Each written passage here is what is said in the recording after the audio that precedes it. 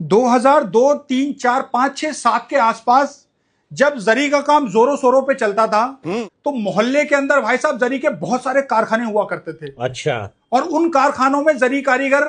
उस कारखाने के आमने सामने वाले घरों में भाई साहब किसी ना किसी लड़की से बेवजह मोहब्बत कर बैठता था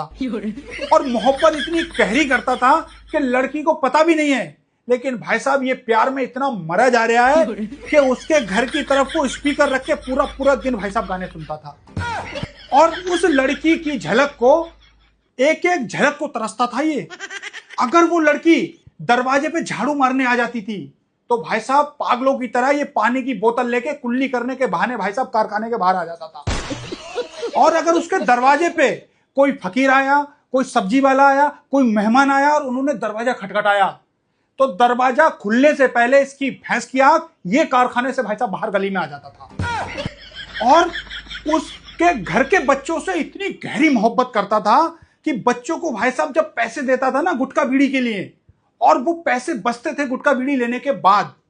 तो भाई साहब पैसे वापस नहीं मांगता था, बच्चों को खुश करने के लिए उनको भाई साहब पैसे दे दिया करता था